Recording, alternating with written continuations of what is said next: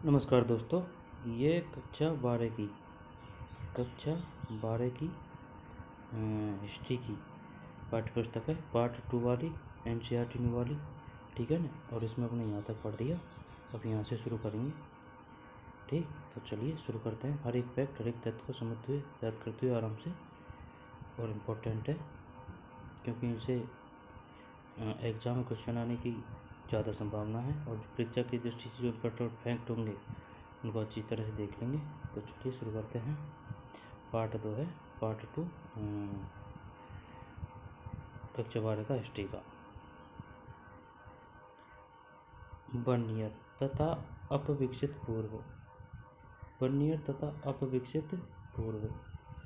जहाँ Ibn Battuta ने हर उस चीज़ का वर्णन करने का निश्चय किया जिसने उसे अपने अनूठेपन के कारण प्रभावित और उसे किया। भाई वर्नियर एक भिन्न बुद्धिजीवी परंपरा से संबंधित था।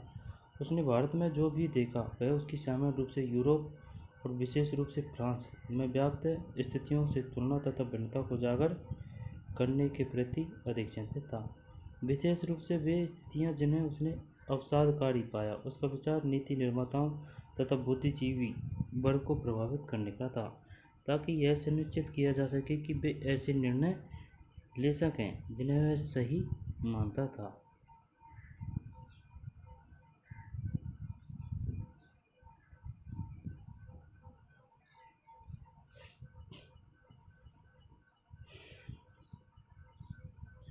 वर्नियर तथा अपविकसित पूर्व।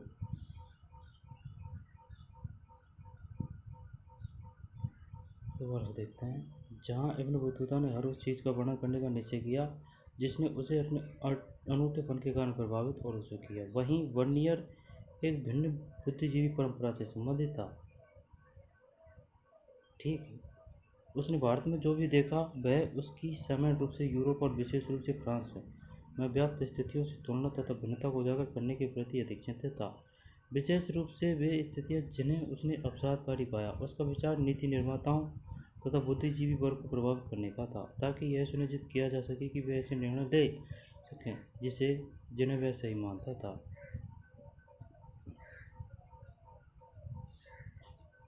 वर्नियर के ग्रंथ Travels in the Mughal Empire अपने गहन प्रक्षेपण, आलोचनात्मक अंतर्दृष्टि तथा गहन चिंतन के लिए उल्लेखनीय। वर्नियर की कृति का नाम है travels in the Mughal empire. बताइए, travels in the Mughal empire किसकी रचना है?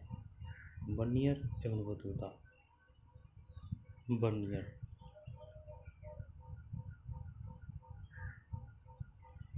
उसके वृत्तांत में की गई चर्चाओं में मुगलों के इतिहास को एक प्रकार के वैश्विक ढांचे में स्थापित करने का प्रयास किया गया है। वह निरंतर मुगलकालीन भारत की तुलना तत्कालीन यूरोप से करता रहा। सामान्यतः यूरोप की श्रेष्ठता को रेखांकित करते हुए उसका भारत का चित्रण दी विपरीतता के नमूने पर आधारित है, जहाँ भारत को यूरोप के प्रतिलोम के रूप में दिखाया गया है, या फिर यूरोप का विपरीत, जैसा कि कुछ इतिहासकार परिभाषित करते हैं। उसने जो भिन्नताएं महसूस की उन्हें भी पदानुक्रम के अनुसार क्रमबद्ध किया, जिससे भारत पश्चिमी दुनिया को निम्न कोटि का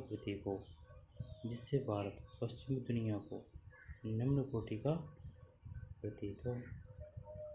भूमि स्वामित्व का प्रश्न। वर्नियर के अनुसार भारत और यूरोप के बीच मूल भिन्नताओं में से एक भारत में निजी भूस्वामित्व का अभाव था। उसका निजी स्वामित्व के गुणों में दृढ़ विश्वास था। उसने भूमि पर राज्य के स्वामित्व को राज्य तथा उसके निवासियों दोनों के लिए हानिकारक माना। उसे यह लगा कि मुगल साम्राज्य में सम्राट सारी दुनिया का भूस्वामी था।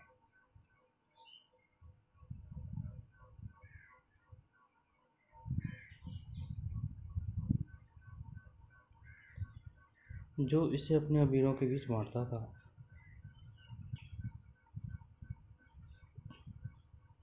उसे यह लगा कि मुगल साम्राज्य में सम्राट सारी भूमि का स्वामी था, जो इसे अपने अमीरों के बीच बांटता था। इसके अर्थव्यवस्था और समाज के लिए अनर्थकारी परिणाम होते थे। इस प्रकार का अवबोधन वर्नियर तक ही सीमित नहीं था, बल्कि 16वीं तथा 17वीं शताब्दी के अधिकांश यात्रियों के वृत्तांत में मिलता है। राजकीय भूस्वामित्व के कारण वर्नियर तर्क देता है, भूधारक अपने बच्चों को भूमि नहीं दे सकते, इसलिए वे उत्पादन के स्तर को बनाए रखने, उसमें बढ़ोतरी के लिए दूरगामी निवेश के प्रति उदासीन थे। इस प्रकार निजी स्वामित्व के अभाव ने बेहतर भूधारकों के वर्ग के उदय, जैसा कि पश्चिमी यूरोप में, को रोका, जो भूमि के रखाव व बेहतरी के प्रति सजग रहते। इसी के चलते कृषि का समान रूप से विनाश, किसानों का असीम उत्पीड़न तथा समाज के सभी वर्गों के जीवन स्तर में अनवरत पतन की स्थिति उत्पन्न हुई, सिवाय शासक वर्ग के। इसी के विस्तार के रूप में बर्नियर भारतीय समाज को दरिद्र लोगों के समरूप जनसमूह से बना वर्णित करता है, जो एक बहुत अमीर तथा शक्तिशाली शासक वर्ग, जो अल्पसंख्यक होते हैं, के द्वारा अधीन बनाया जाता है। गरीबों में सबसे गरीब तथा अमीरों में सबसे अमीर व्यक्ति के बीच नाम मात्र को भी कोई सामाजिक समूह वर्ग नहीं था। भारतीय समाज को दरिद्र लोगों के समरूप जन समूह से बना वर्णित करता है, तो एक बहुत अमीर तथा शक्तिशाली शासक वर्ग, जो अल्पसंख्यक होते हैं, के द्वारा अधीन बनाया जाता है। गरीबों में सबसे गरीब तथा अमीरों में सबसे अमीर व्यक्ति के बीच नाममात्र को भी कोई सामाजिक समूह वर्ग नहीं था। बर्नियर बहुत विश्वास से कहता है कि भारत में मध्य की स्थिति के लोग नहीं हैं।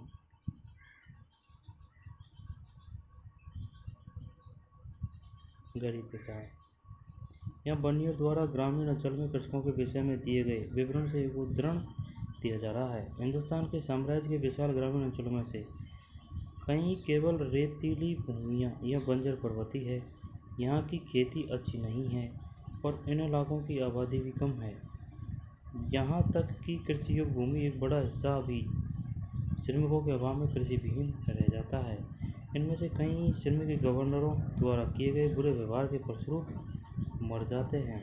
गरीब लोग जब अपनी लोभी स्वामियों की मांगों को पूरा करने में असमर्थ हो जाते हैं, तो उन्हें न केवल जीवन निर्वहन के साधनों से वंचित कर दिया जाता है, बल्कि उन्हें अपने बच्चों से भी हाथ धोना पड़ता है, जिन्हें दास बनाकर ले जाया जाता है। इस प्रकार ऐसा होता है कि अत्यंत निरक्षरता से हताश और किसान गांव छोड़कर चले जाते हैं। इस उद्धरण में बर्नियर राज्य और समाज से संबंधित यूरोप में प्रचलित तत्कालीन विवादों में भाग ले रहा था और उसका प्रयास था कि मुगल कालीन भारत से संबंधित उसका विवरण यूरोप में उन लोगों के लिए एक चेतावनी का कार्य करेगा जो निजी स्वामित्व की अच्छाइयों को स्वीकार नहीं करते। लोगों के लिए एक चेतावनी का कार्य करेगा जो निजी स्वामित्व की अच्छाइयों को स्वीकार नहीं करते थे।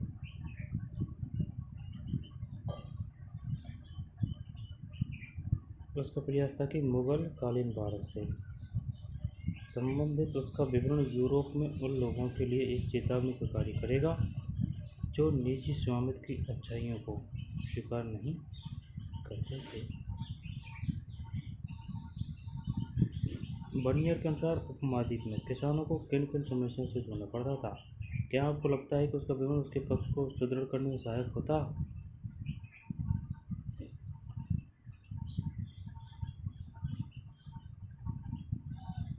19वीं शताब्दी ऐसे चित्रों ने अपरिवर्तनशील ग्रामीण समाज की धारणा को दृढ़ता प्रदान की।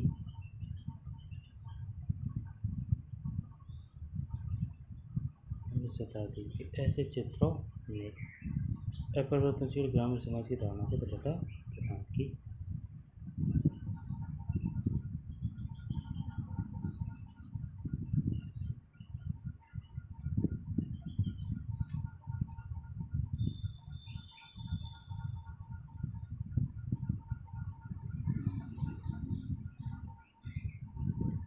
तो बर्नियर ने मुगल साम्राज्य को इस रूप में देखा। इसका राजा भिखारियों और क्रूर लोगों का राजा था। इसके शहर और नगर विनष्ट तथा खराब हवा से दूषित थे। इसके खेत झाड़ीदार तथा घातक दलहन से भरे हुए थे। इसका मात्र एक ही कारण था, राजकीय भूस्वामित्व। आश्चर्य की बात यह है कि एक भी सरकारी मुगल दस्तावेज यह इंगित नहीं करता कि राज्य की भूमि का एकमात्र स्वामी था। राज्य ही भूमि का एकमात्र स्वामी था। उदाहरण के लिए 16वीं शताब्दी में अकबर के काल का सरकारी इतिहासकार अबुल फजल भूमि राजस्व को राजत्व का पारिश्रमिक बताता है, जो राजा द्वारा अपनी प्रजा को सुरक्षा प्रदान करने के बदले की गई मांग प्रतीत होती है। एक मिनट। आश्चर्य की बात यह है कि एक भी सरकारी मुगल दस्तावेज यह इंगित नहीं करता कि राज्य ही भूमि का एकमात्र स्वामी था। उदाहरण के लिए 16वीं शताब्दी में अकबर के काल का सरकारी इतिहासकार अबुल फजल। अकबर के समय सरकारी इतिहासकार कौन था? दरबार में अबुल फजल। भूमि राजस्व का पारिश्रमिक बताता है। तो राजा द्वारा अपनी प्रजा को सुरक्षा प्रदान करने के बदले की गई मांग प्रतीत होती है, न कि अपने स्वामित्व वाली भूमि पर लगाना। ऐसा संभव है कि यूरोपीय यात्री ऐसी मांगों को लगान मानते थे क्योंकि भूमि राजस्व की मांग अक्सर बहुत अधिक होती थी, लेकिन असल में यह न तो लगान था न ही भूमि कर, बल्कि उपज पर लगने वाला कर था। अधिक जानकारी के लिए अध्याय 8 देखिए। बर्नियर के विवरणों ने 18वीं शताब्दी से पश्चिमी विचारों को प्रभावित किया।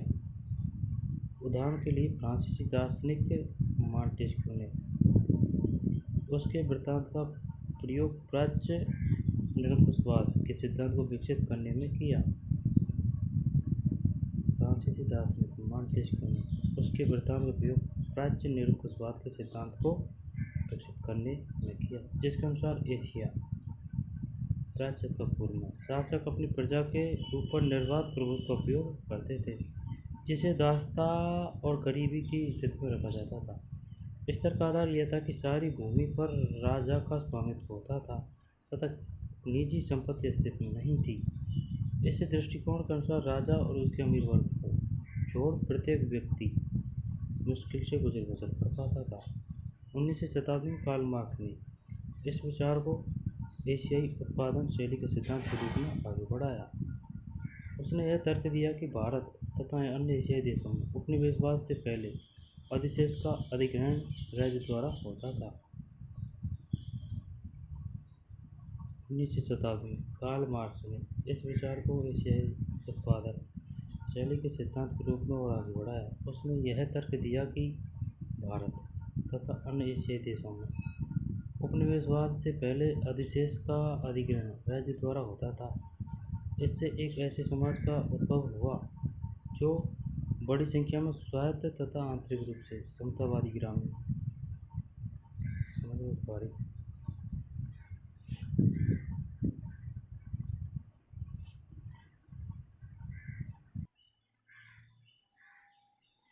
19वीं शताब्दी में कार्ल मार्क्स ने इस विचार को एशियाई उत्पादन शैली के सिद्धांत के रूप में और आगे बढ़ाया। उसने यह तर्क दिया कि भारत तथा अन्य एशियाई देशों में उपनिवेशवाद से पहले अधिशेष का अधिग्रहण राज्य द्वारा होता था। अधिशेष इससे एक ऐसे समाज का उद्भव हुआ जो बड़ी संख्या में स्वायत्त तथा आंतरिक रूप से समतावादी ग्रामीण समुदाय से बना था। इन ग्रामीण समुदायों पर राज के दरबार का नियंत्रण होता था। जब तक अधिशेष की आपूर्ति निर्विघ्न रूप से जारी रहती थी, इनकी स्वायत्ता का सम्मान किया जाता था। यह एक निष्क्रिय प्रणाली मानी जाती थी। परंतु जैसा कि हम देखते हैं कि अध्याय 8 ग्रामीण समाज का यह चित्रण सच्चाई से बहुत दूर था, बल्कि 16वीं और 17वीं शताब्दी में ग्रामीण समाज में चारित्रिक रूप से बड़े पैमाने पर सामाजिक और आर्थिक विभेद था। एक और बड़े जमींदार थे जो भूमि पर उच्च अधिकारों का उपभोग करते थे, तो दूसरी ओर अस्पृश्य भूमिहीन श्रमिक यानी कि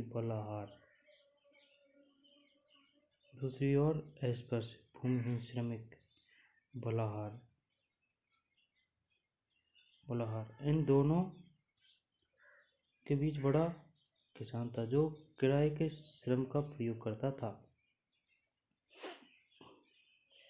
और माल उत्पादन में संलग्न रहता था। साथ ही अपेक्षाकृत छोटे किसान भी थे जो मुश्किल से निर्वहन लायक उत्पादन कर पाते थे। जो रहा है उसको पढ़ते हैं।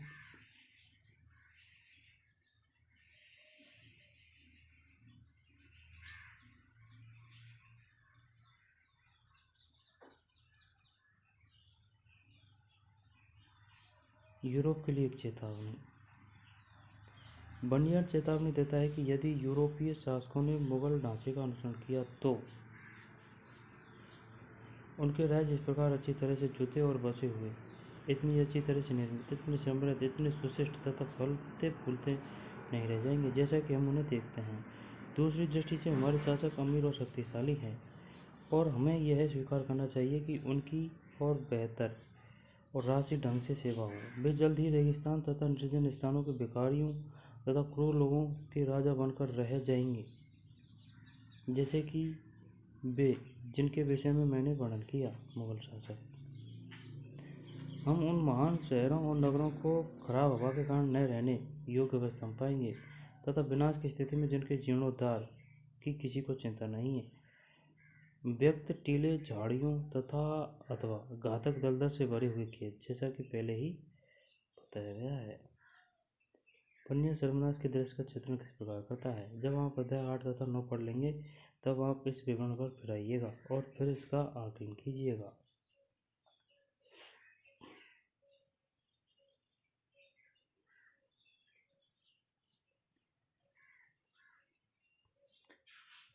एक अधिक जटिल सामाजिक सच्चाई। ठीक, इसको पढ़ते हैं। एक अधिक जटिल सामाजिक समझाई। हालांकि मुगल राज्य को निरंकुश रूप देने की तन्मयता स्पष्ट है, लेकिन उसके विवरण कभी कभी अधिक जटिल सामाजिक सच्चाई की ओर इशारा करते हैं। उदाहरण के लिए वह कहता है कि शिल्पकारों के पास अपने उत्पादों को बेहतर बनाने का कोई प्रोत्साहन नहीं था, क्योंकि मुनाफे का अधिग्रहण राज्य द्वारा कर लिया जाता था, इसलिए उत्पादन हर जगह पतोन्मुख था। साथ ही वह यह भी मानता है कि पूरे विश्व से बड़ी मात्रा में बहुमूल्य धातुएं भारत में आई थी। दोबारा देखते हैं। एक जटिल सामाजिक सच्चाई। हालांकि मुगल राज्य को निरंकुश रूप देने की तन्मयता स्पष्ट है, लेकिन उसके विवरण कभी कभी एक अधिक जटिल सामाजिक सच्चाई की ओर इशारा करते हैं। उदाहरण के लिए वह कहता है कि शिल्पकारों के पास अपने उत्पादनों को बेहतर बनाने का कोई प्रोत्साहन नहीं था, क्योंकि मुनाफे का अधिग्रहण राज्य द्वारा कर लिया जाता था, इसलिए उत्पादन हर जगह पतोन्मुख था। साथ ही वह यह भी मानता है कि पूरे विश्व से बड़ी मात्रा में बहुमूल्य धातुएं भारत में आई थी, क्योंकि उत्पादों का सोने और चांदी के बदले निर्यात होता था। वह एक समृद्ध व्यापारिक समुदाय जो लंबी दूरी के विनिमय से संलग्नता के अस्तित्व को भी रेखांकित करता है।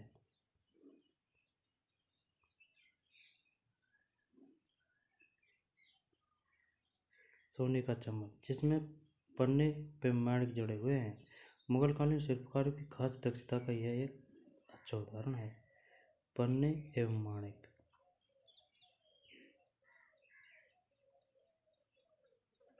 सोने का चम्मच है भाई ये।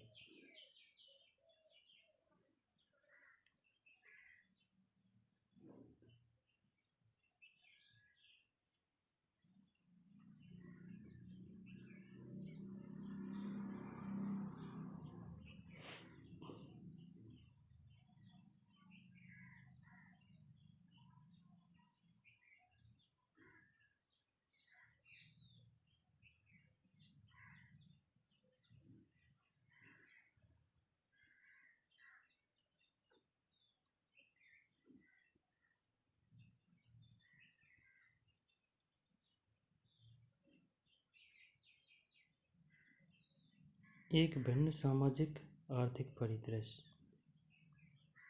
पन्नियर के वृत्तांत के लिए इस उद्धरण को पढ़िए, जिसमें कृषि तथा शिल्प उत्पादन दोनों का विवरण दिया गया है। यह ध्यान देना आवश्यक है कि इस देश के विस्तृत भूभाग का अधिकांश भाग अधिक उपजाऊ है। उदाहरण के लिए बंगाल का विशाल राज्य, जो मिस्र से न केवल चावल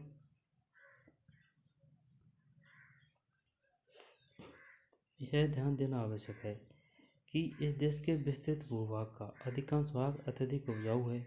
उदाहरण के लिए बंगाल का विशाल राज्य, जो मिस्र से न केवल चावल, मकई तथा जीवन की अन्य आवश्यक वस्तुओं के उत्पादन में, बल्कि उन अनगिनत वाणिज्य वस्तुओं के संदर्भ में जो मिस्र में भी नहीं उगाई जाती, जैसे रेशम, कपास तथा कहीं आगे हैं। भारत के कई ऐसे भाग भी हैं जहाँ जनसंख्या पर्याप्त है, भूमि पर खेती अच्छी होती है और जहाँ एक शिल्पकार, जो हालांकि मूल रूप से आलसी होता है, आवश्यकता से या किसी अन्य कारण से अपने आप को गलीचों, जरी, कशीदाकारी, कढ़ाई, सोने और चांदी के वस्त्रों तथा विभिन्न प्रकार के रेशम तथा सूती वस्त्रों, जो देश में भी प्रयोग होते हैं और विदेश में निर्यात किए जाते हैं, के निर्माण का कार्य करने के लिए बाध्य हो जाता है।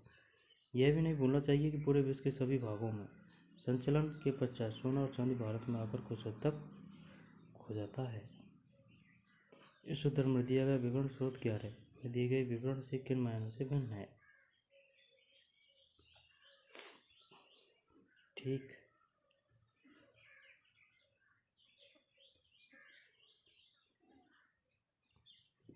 अब है के अस्तित्व को भी रेखांकित करता है। 17वीं शताब्दी में जनसंख्या का लगभग 15% भाग नगरों में रहता था।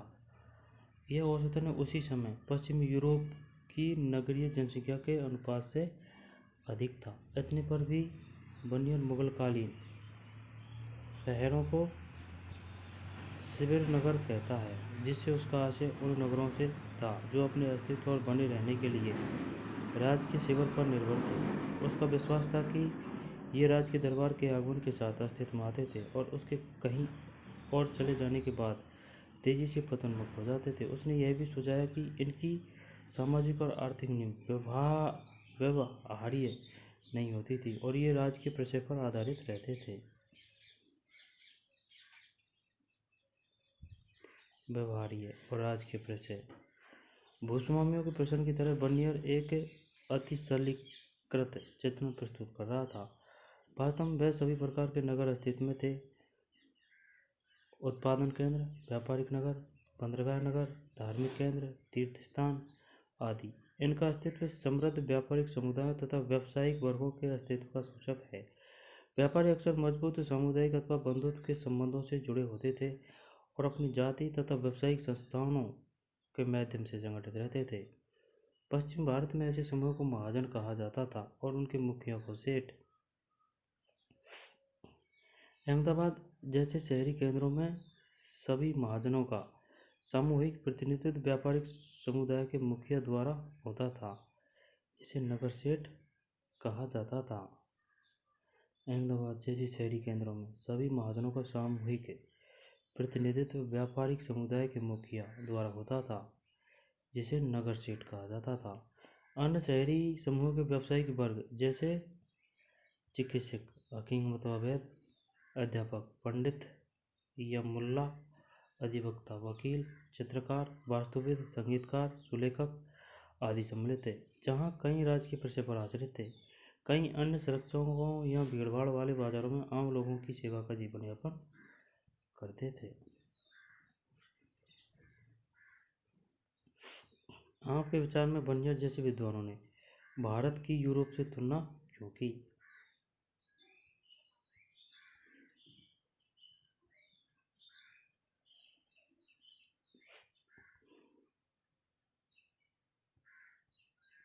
राजकीय कारखाने। संभवतः बर्नियर एकमात्र ऐसा इतिहासकार है जो राजकीय कारखानों की कार्यप्रणाली का विस्तृत विवरण प्रदान करता है। कई स्थानों पर बड़े कक्ष दिखाई देते हैं जिन्हें कारखाना अथवा शिल्पकारों की कार्यशाला कहते हैं। एक मिनट थम जा। राजकीय कारखाने। राजकीय कारखाने का मतलब है, संभवतः बर्नियर एकमात्र ऐसा इतिहासकार है जो राजकीय कारखानों की कार्यप्रणाली का विस्तृत विवरण प्रदान करता है। कई स्थानों पर बड़े कक्ष दिखाई देते हैं जिन्हें कारखाना अथवा शिल्पकारों की कार्यशाला कहते हैं। एक कक्ष में कशीदाकार एक मास्टर के निरीक्षण में व्यस्तता से कार्यरत रहते हैं। एक कक्ष में कशीदाकार एक मास्टर के निरीक्षण में व्यस्तता से कार्यरत रहते हैं। एक अन्य में आप सुनारों को देखते हैं। तीसरे में चित्रकार। चौथे में पिल्लाक्षा रसकारोगर। ये क्या है भाई? पिल्लाक्षा रसकारोगन। पिल्लाक्षा रसकारोगन लगाने वाले। पिल्लाक्षा रसकारोगन लगाने वाले। पिल्लाक्षा क्या होता है? पता नहीं। पिल्लाक्षा। पांचवें बड़ी खरादी। अब ये आ गया, बताइए खरादी। खरादी से आप क्या समझते हैं? ये पिल्लाक्षा रस। दर्जी तथा जूते बनाने वाले छठे में रेशम, जरी तथा महीन मलमल का काम करने वाले। शिल्पकार अपने कारखानों में हर रोज सुबह आते हैं, जहां वे पूरे दिन कार्यरत रहते हैं और शाम को अपने अपने घर चले जाते हैं। इसी निश्चित नियमन ढंग से उनका समय बीतता जाता है। कोई भी जीवन की उन स्थितियों में सुधार करने का इच्छुक नहीं है जिनमें वह पैदा हुआ था। यानी कि जो मजदूर काम करता है ना, वो उसको बता रहे हैं। बर्नियर इस विचार को किस प्रकार पोषित करता है कि हालांकि हर तरफ बहुत सक्रियता है, पर उन्नति बहुत कम।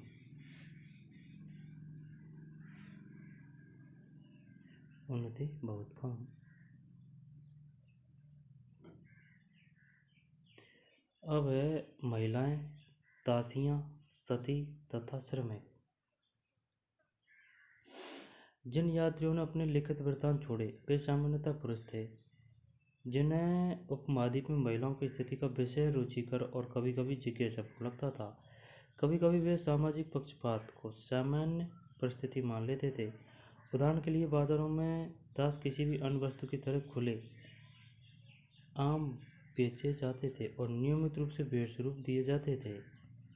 उदाहरण के लिए बाजारों में दास किसी भी अन्य वस्तु की तरह खुलेआम बेचे जाते थे और नियमित रूप से बेशुरूप दिए जाते थे। जब इब्न बतूता सिंध पहुंचा तो उसने सुल्तान मोहम्मद बिन तुगलक के लिए बेशुरूप घोड़े, ऊंट तथा दास खरीदे।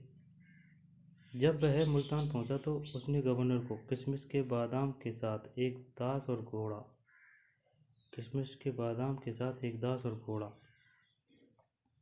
भेंट के रूप में दिए। मुल्तान पहुंचा तो इब्न बतूता बताता है कि मोहम्मद बिन तुगलक नसरुद्दीन नामक धर्मोपदेश के प्रवचन से इतना प्रसन्न हुआ कि उसे 1,00,000 टके मुद्रा तथा 200 दास दे दिए। इब्न बतूता बताता है कि मोहम्मद बिन तुगलक नसरुद्दीन नामक धर्मोपदेशक के प्रवचन से नसीरुद्दीन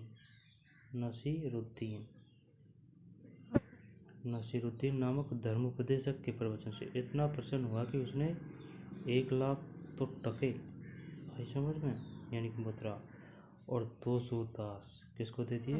नसीरुद्दीन को। नसीरुद्दीन कौन था? धर्मोपदेशक, धर्म का उपदेश देने वाला। इब्न बतूता के विवरण से प्रतीत होता है कि दासों में काफी विभेद था। सुल्तान की सेवा में कार्यरत कुछ दासियां संगीत और गायन में निपुण थीं और इब्न बतूता सुल्तान की बहन की शादी के अवसर पर उनके प्रदर्शन से खूब आनंदित हुआ। सुल्तान अपने अमीरों पर नजर रखने के लिए दासियों को भी नियुक्त करता था। दासों को सामान्यतः घरेलू श्रम के लिए ही इस्तेमाल किया जाता था और इब्न बतूता ने इनकी सेवाओं को पालकी या डोले में पुरुषों और महिलाओं को ले जाने में विशेष रूप से अपरिहार्य पाया। दासों की कीमत, विशेष रूप से उन दासियों की जिनकी आवश्यकताएं घरेलू श्रम के लिए थी, बहुत कम होती थी और अधिकांश परिवार जिन्हें रख पाने में समर्थ थे कम से कम 1 या 2 को तो रखते ही थे। सभी समकालीन यूरोपीय यात्रियों तथा लेखकों के लिए महिलाओं से किया जाने वाला बर्ताव अक्सर पश्चिमी तथा पूर्वी समाज के बीच भिन्नता का एक महत्वपूर्ण संकेत माना जाता है।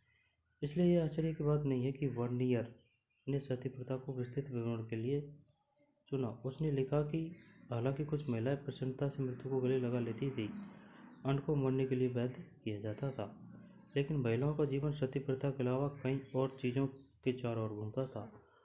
उनका श्रम कृषि तथा कृषि के अलावा होने वाले उत्पादन दोनों में महत्वपूर्ण था। व्यापारिक परिवारों से आने वाली महिलाएं व्यापारिक गतिविधियों में हिस्सा लेती थी। व्यापारिक परिवारों से आने वाली महिलाएं व्यापारिक गतिविधियों में हिस्सा लेती थी, यहाँ तक कि कभी कभी वाणिज्यिक विवादों को अदालत के सामने भी ले जाती थी। वाणिज्यिक विवादों को व्यापारिक परिवारों से आने वाली महिलाएं व्यापारिक गतिविधियों में हिस्सा लेती थी, यहाँ तक कि कभी कभी वाणिज्यिक विवादों को अदालत के सामने भी ले जाती थी। अतः यह असंभाव्य लगता है कि महिलाओं को उनके घरों के खास स्थानों तक परिसीमित कर रखा जाता था। व्यापारिक गतिविधियों में हिस्सा लेती थी। आपने देखा होगा कि यात्री वृत्तांत इन शताब्दी में पुरुषों और महिलाओं के जीवन की एक रोचक झांकी प्रस्तुत करते हैं। इन वृत्तांतों से हम बहुत सी जानकारी प्राप्त कर सकते हैं, पर इनमें सामाजिक जीवन के कई आयाम अनछुए रह जाते हैं या फिर एक दृष्टिकोण विशेष से देखे जाते हैं, जिनमें इन वृत्तांतों को पढ़ते हुए ध्यान में रखना आवश्यक है। साथ ही उपमहाद्वीप के पुरुषों और संभवतः महिलाओं के अनुरूप और प्रेक्षण अपेक्षाकृत अज्ञात है, जिन्होंने समुद्रों और पर्वतों को पार किया और उपमहाद्वीप से परे क्षेत्र में साहसिक यात्रा की। उन्होंने क्या देखा और सुना, सुदूर क्षेत्रों के लोगों के साथ उनके संबंध किस प्रकार ढले, वे किन भाषाओं का प्रयोग करते थे। उम्मीद है कि इन पर और अन्य प्रश्नों पर आने वाले वर्षों में इतिहासकार योजनापूर्ण तरीके से ध्यान केंद्रित करेंगे। एक मिनट। साथ ही उपमहाद्वीप के पुरुषों और संभवतः महिलाओं के अनुभव और प्रेक्षण अपेक्षाकृत अज्ञात है, जिन्होंने समुद्रों और पर्वतों को पार किया और उपमहाद्वीप से परे क्षेत्रों में साहसिक यात्रा की। उन्होंने क्या देखा और सुना, सुदूर क्षेत्रों के लोगों के साथ उनके संबंध किस प्रकार ढले, वे किन भाषाओं का प्रयोग करते थे। उम्मीद है कि इन पर और अन्य प्रश्नों पर आने वाले वर्षों में इतिहासकार योजनापूर्ण तरीके से ध्यान केंद्रित करेंगे। मथुरा से मूर्ति का एक नमूना जिसमें यात्री दर्शाए गए हैं। यहाँ यातायात के कौन से साधन अपनाए गए हैं।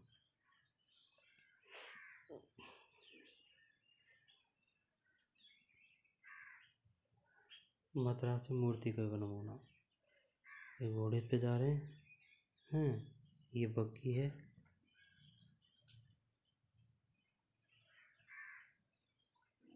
ये हाथी है।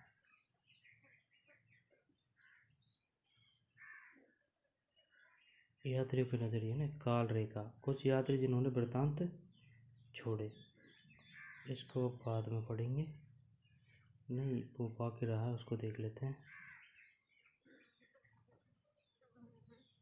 चर्चा कीजिए, आपके विचार में सामान्य महिला श्रमिकों के जीवन ने इब्न बतूता और बर्नियर जैसे यात्रियों का ध्यान अपनी ओर क्यों नहीं खींचा। इब्न बतूता सहिताए है ना 30 साल यात्रा करी, लेकिन बर्नियर ने हमेशा यूरोप को ही बड़ा बताया हर क्षेत्र में, और हिंदुस्तान की जो भी बात है उसको कमतर रखा है।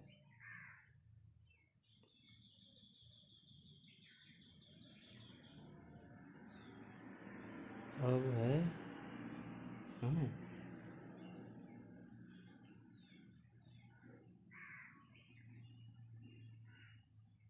ये पढ़ लिया अपन ने,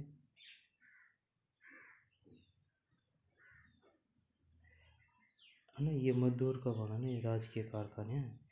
अब है दासियाँ इन्हें इब्न बतूता हमें बताता है, यह सम्राट की आदत है हर बड़े या छोटे अमीर के साथ अपने दासों में से एक को रखने की, जो उसके अमीरों की मुखबरी करता है। दासियाँ इब्न बतूता हमें बताता है, यह सम्राट की आदत है हर बड़े या छोटे अमीर के साथ अपने दासों में से एक को रखने की, जो उसके अमीरों की मुखबरी करता है। वह महिला सफाई कर्मचारियों को भी नियुक्त करता है, जो बिना बताए घर में दाखिल हो जाती है और दासियों के पास जो भी जानकारी होती है वे उन्हें दे देती है। अधिकांश दासियों को हमलों और अभियानों के दौरान बलपूर्वक प्राप्त किया जाता था। सती बालिका, यह संभवतः बर्नियर के वृत्तांत के सबसे मार्मिक विवरणों में से एक है। लाहौर में मैंने एक बहुत ही सुंदर और अल्पवयस्क विधवा, जिसकी आयु मेरे विचार में 12 वर्ष से अधिक नहीं थी, बली होते हुए देखी। उस भयानक नरकी की ओर जाते हुए वह असहाय छोटी बच्ची जीवित से अधिक मृत प्रतीत हो रही थी। उसके मस्तिष्क की व्यथा का वर्णन नहीं किया जा सकता। वह कांपते हुए बुरी तरह से रो रही थी, लेकिन 3 या 4 ब्राह्मण, एक बूढ़ी औरत जिसने उसे अपने आस्तीन के नीचे दबाया हुआ था, की सहायता से उस अनिच्छुक पीड़िता को जबरन घातक स्थल की ओर ले गए। उसे लकड़ियों पर बैठाया, उसके हाथ और पैर बांध दिए ताकि वह भाग न जाए, और इस स्थिति में उस मासूम प्राणी को जिंदा जला दिया गया। मैं अपनी भावनाओं को दबाने में और उनके कोलापूर्ण तथा व्यर्थ के क्रोध को बाहर आने से रोकने में असमर्थ था। सती बालिका। काल रेखा। कुछ यात्री जिन्होंने वृत्तांत छोड़े। 10वीं 11वीं शताब्दी है 973 से 1048। मोहम्मद इब्न अहमद अबू रेहान अल बरूनी, उज़्बेकिस्तान से। अल बरूनी, ये पूरा नाम है अल बरूनी का। मोहम्मद इब्न अहमद अबू रेहान अल बरूनी, उज़्बेकिस्तान से था ये। 13वीं शताब्दी 1254 से 1323। मार्को पोलो, इटली से। ये क्वेश्चन आ चुका है कि बताइए निम्नलिखित में कौन कहाँ से संबंधित था। मार्को पोलो, इटली, 13वीं शताब्दी। 14वीं शताब्दी इब्न बतूता, मोरक्को से। 1304 से 77। फिर 15वीं शताब्दी 1413 से 82। अब्द अल रज्जाक कमाल अल दीन इब्न सम्हाक अल समरकंदी, भाई नाम ही घना बड़ा है। अब्द अल रज्जाक कमाल अल दीन इब्न इस्साक अल समरकंदी, समरकंद से। 1466 और 72 भारत में बिताए वर्ष। अपनासी निकीतिन 15वीं शताब्दी में रूस से। अपनासी निकीतिन, ठीक, ये रूस से आया था भाई। फिर है 16वीं शताब्दी 1518 भारत की यात्रा। दूरते बारबोसा, मृत्यु 1581, पुर्तगाल से आया था ये। दूरते बारबोसा। फिर 1562 मृत्यु का वर्ष। सैदी अली रईस, तुर्की से, है ना, 16वीं शताब्दी। और 1536 और 1600 अंतोनियो माने सेरेते, स्पेन से। 17वीं शताब्दी भारत में बिताए वर्ष। महमूद वली वल्की, वल्क से। 1600 से 67 पीटर मुंडी, इंग्लैंड से। 1605 से 89 जो ट्रेपनियर, फ्रांस से। 1620 से फ्रांसवा वर्नियर, फ्रांस से। जहाँ कोई अन्य संकेत नहीं है। तीर्थ तिथियाँ यात्री के जीवन काल को बता रही है। जहाँ कोई अन्य संकेत नहीं है, तिथियाँ यात्री के जीवन काल को बता रही है।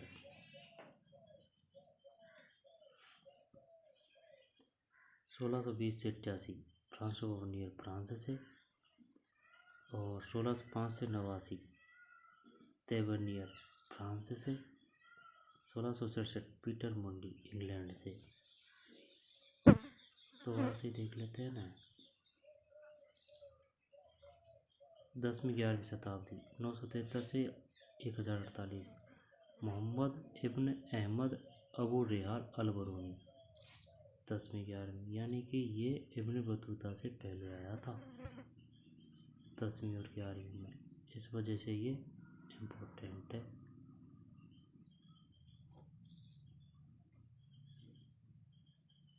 10वीं 11वीं में आया था ये। फिर 13वीं शताब्दी मार्को पोलो, इटली से। 14वीं शताब्दी इब्न बतूता, मोरक्को से। मोहम्मद बिन तुगलक के टाइम आया था ये, 1304 से 77। फिर 15वीं शताब्दी 1413 से 82 अब्दुल अल रज्जाक कमाल अल दीन इब्न इस्साक अल समरकंदी, समरकंद से। 1413 से 82। 1466 से 72 भारत में बिताए वर्ष। अपनासी निकीतिन।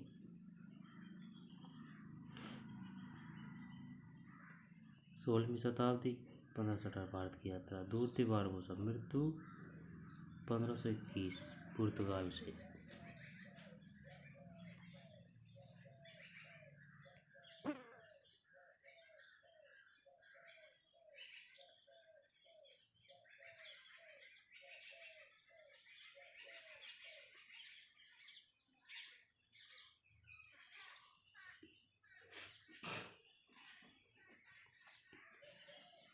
दूरते बारबोसा, ये कहाँ से था? पुर्तगाल से। मृत्यु कब हुई थी? 1521 में। बताइए दूरतो बारबोसा कहाँ से था? पुर्तगाल से। कब आया था? 1518। कौन सी शताब्दी में आया था? 16वीं। सैयदी अली रईस तुर्की से।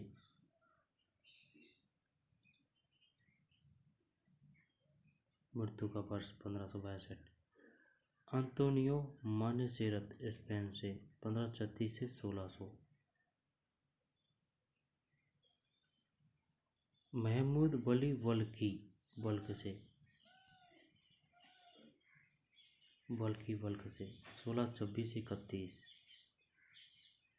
पीटर मुंडी इंग्लैंड से। जो विक्टर फ्रांस से, 1605 से 89।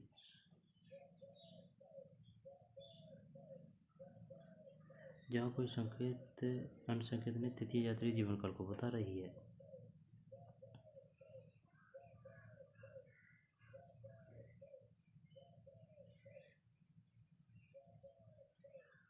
फ्रांस का तो फ्रांस हो गया।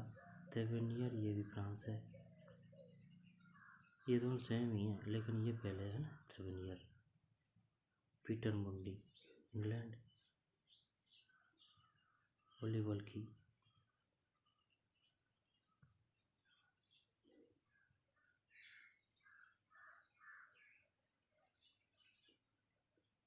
सैयद अली रईस तुर्की से।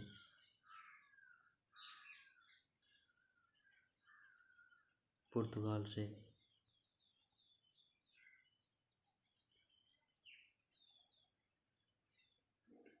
भारत में बिताए वर्ष।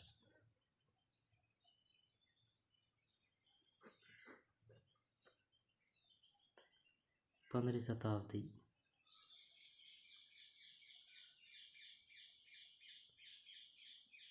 समरकंद, समरकंदी। 14वीं में मोरक्को। 13वीं में मार्को पोलो इटली से।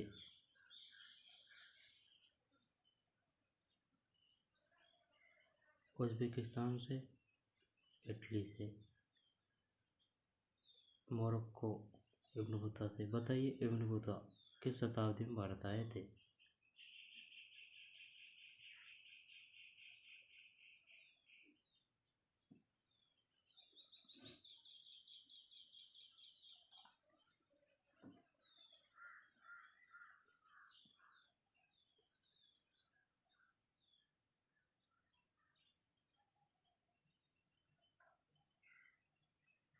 याद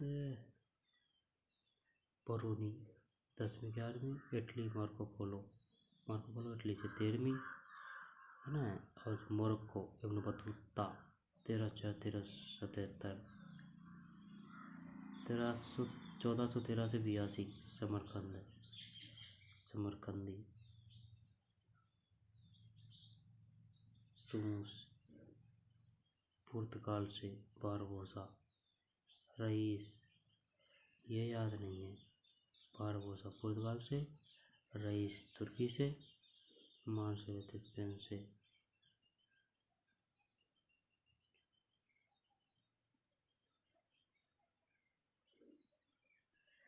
ठीक उत्तर दीजिए 100 से 150 शब्दों में। किताब उल हिंद पर लेख लिखिए। इब्न बतूता और बर्नियर ने जिन दृष्टिकोणों से भारत में अपनी यात्राओं के वृत्तांत लिखे उनकी तुलना कीजिए तथा अंतर बताइए। बर्नियर के वृत्तांत से उभरने वाली शहरी केंद्रों के चित्र पर चर्चा कीजिए।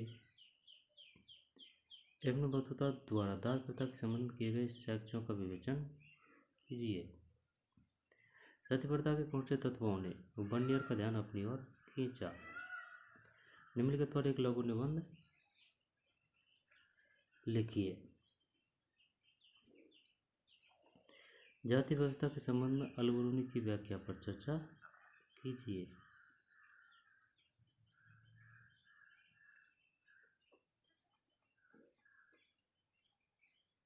क्या आपको लगता है कि समकालीन शहरी केंद्रों में जीवन शैली की सही जानकारी प्राप्त करने में इब्न बतूता का वृत्तांत सहायक है? अपने उत्तर के कारण दीजिए।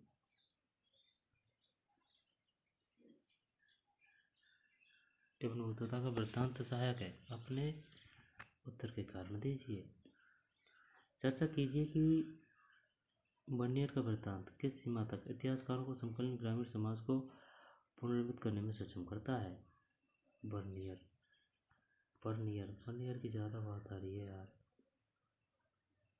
अल बरूनी अलग है, अल बरूनी बर्नियर एक ही तो नहीं। बर्नियर बरूनी अलग है तो बर्नियर कहाँ है?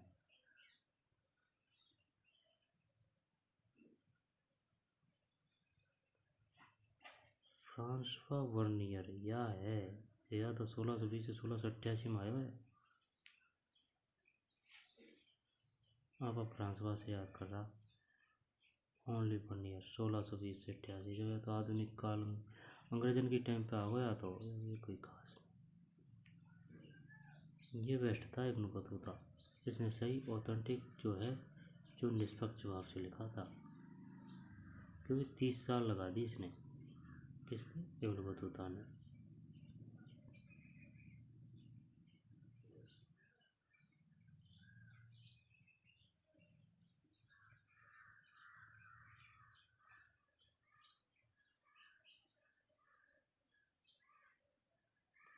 चर्चा कीजिए कि बर्नियर का वृत्तांत किस समाज तक इतिहासकारों को समकालीन ग्रामीण समाज को पुनर्निर्मित करने में सक्षम करता है? यह बर्नियर से लिया गया एक उदाहरण है। ऐसे लोगों द्वारा तैयार सुंदर शिल्प कारीगरी के बहुत उदाहरण है जिनके पास औजारों का अभाव है और जिनके विषय में यह भी नहीं कहा जा सकता कि उन्होंने किसी निपुण कारीगर से कार्य सीखा। कभी कभी वे यूरोप में तैयार वस्तुओं की इतनी निपुणता से नकल करते हैं। ऐसे लोगों द्वारा तैयार सुंदर शिल्प कारीगरी के बहुत उदाहरण हैं जिनके पास औजारों का अभाव है और जिनके विषय में यह भी नहीं कहा जा सकता कि उन्होंने किसी निपुण कारीगर से कार्य सीखा। कभी कभी वे यूरोप में तैयार वस्तुओं की इतनी निपुणता से नकल करते हैं कि असली और नकली के बीच अंतर कर पाना मुश्किल हो जाता है। अन्य वस्तुओं में भारतीय लोग बेहतरीन बंदूकें और ऐसे सुंदर स्वर्णाभूषण बनाते हैं कि संदेह होता है कि कोई यूरोपीय स्वर्णकार कारीगरी के इन उत्कृष्ट नमूनों से बेहतर बना सकता है। मैं अक्सर इनके चित्रों की सुंदरता और मृदुलता तथा सूक्ष्मता से आकर्षित हुआ हूँ। इसके द्वारा अलिखित शिल्पकारियों की सूचीबद्ध कीजिए तथा इसकी तुलना अध्ययन वर्णित शिल्पविधियों से कीजिए। अब है विश्व के सीमा रेखा मानचित्र पर उन देशों को चिन्हित कीजिए जिनकी यात्रा इब्न बतूता ने की थी। कौन कौन से समुद्रों को उसने पार किया होगा? परियोजना कार्य कोई एक। अपने ऐसे किसी बड़े संबंधी, माता पिता, दादा दादी तथा नाना नानी, चाचा चाची का साक्षात्कार कीजिए जिन्होंने आपके नगर अथवा गांव के बाहर यात्रा की हो। पता कीजिए वे कहाँ गए थे, उन्होंने यात्रा कैसे की, उन्हें कितना समय लगा, उन्होंने यात्रा क्यों की, क्या उन्होंने किसी कठिनाई का सामना किया। ऐसी समानताओं और भिन्नताओं को सूचीबद्ध कीजिए जो उन्होंने अपने रहने के स्थान और यात्रा किए गए स्थानों के बीच देखी, विशेष रूप से भाषा, पहनावा, खानपान, रीति रिवाज, इमारतों, सड़कों तथा पुरुषों और महिलाओं के जीवन शैली के संदर्भ में अपने द्वारा हासिल जानकारियों पर एक रिपोर्ट तैयार कीजिए।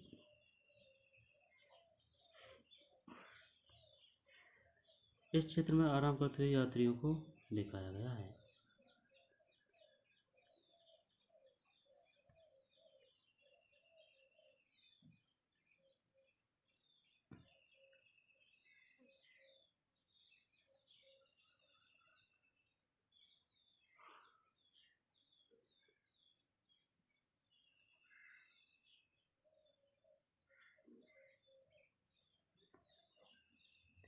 अब है अगला पार्ट, ठीक, तो इसको पढ़ेंगे अगले वीडियो में। तो मिलते हैं नई वीडियो में। धन्यवाद।